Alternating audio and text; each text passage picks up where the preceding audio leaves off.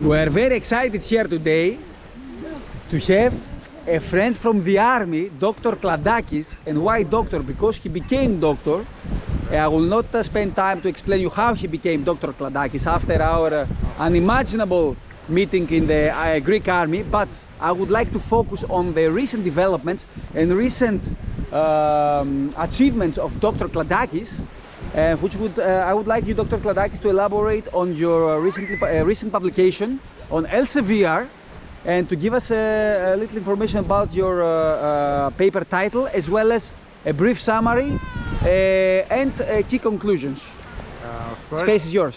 My pleasure. The paper is called Bank Asset and Information Quality.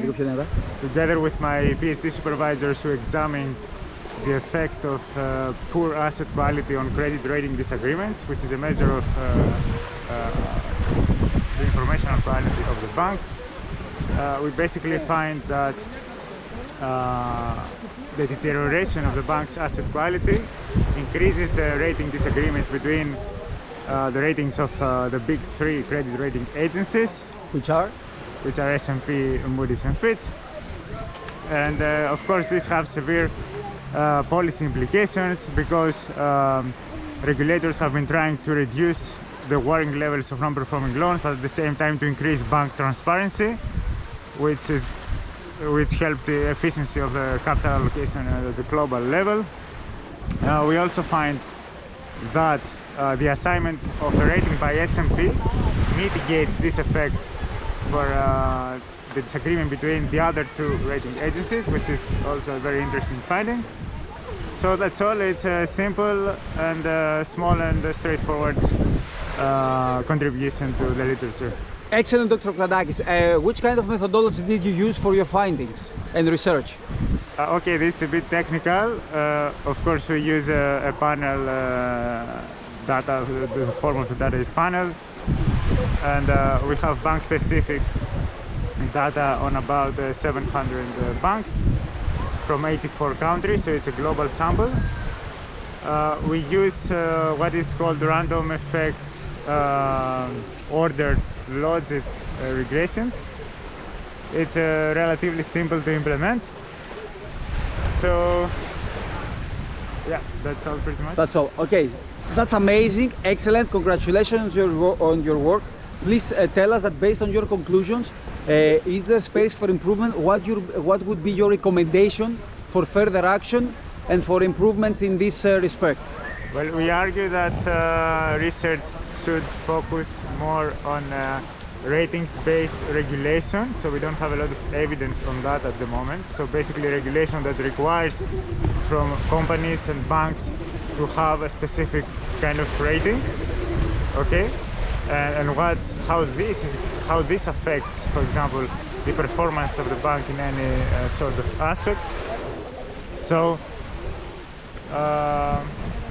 yeah, that's what we recommended for future research at the moment. Mm-hmm. Of course, in my PhD and in my research in general, I'm focusing on several other very important regulatory topics on bank regulation.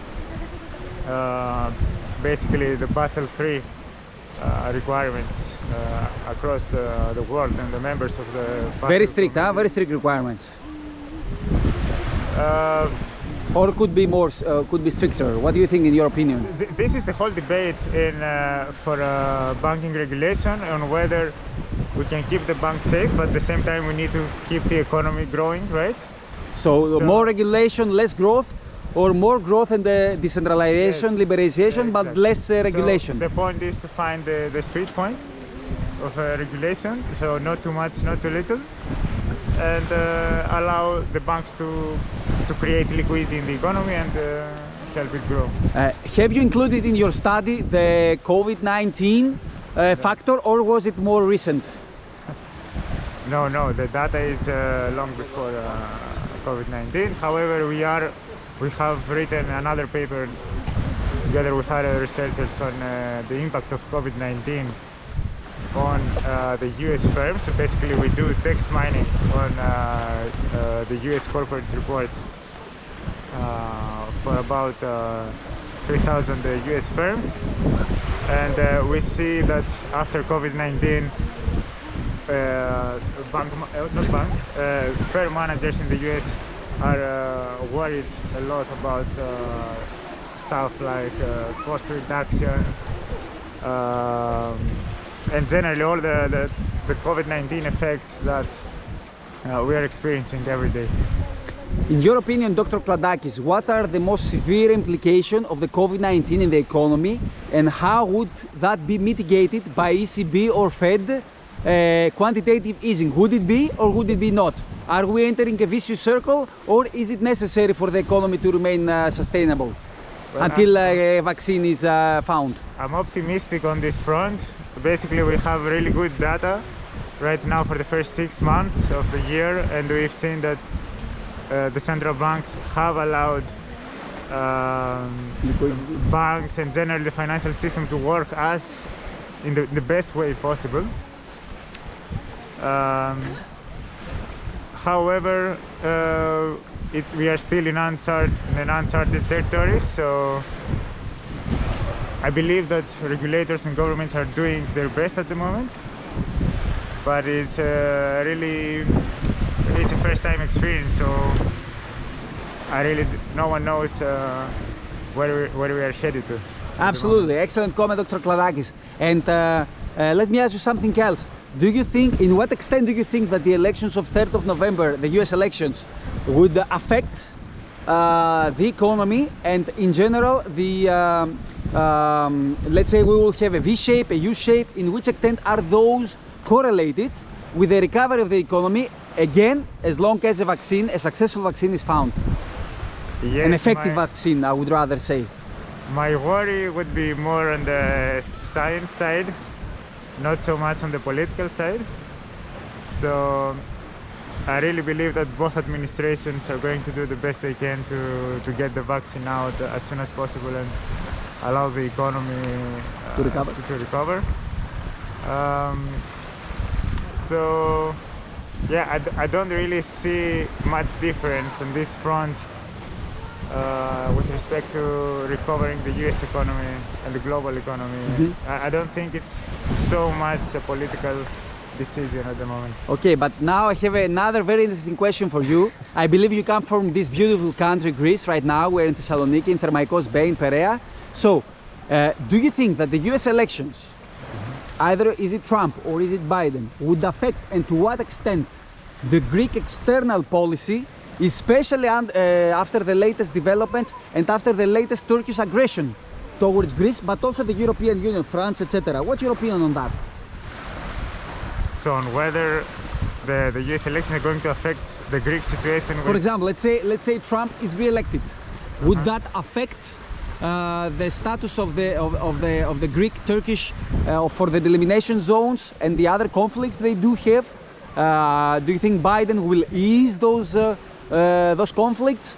Do you think in general that the political aftermath of the elections will affect your country on diplomatic state, but also in the financial state? Because as you know, Turkish hostility affects the economy as well. Well, Trump had said before he got elected in the US that he didn't want to intervene a lot in other countries, but at the same time I believe that the agenda of the United States remains more or less the same. So again, I believe that this is not going to affect so much the situation in Greece.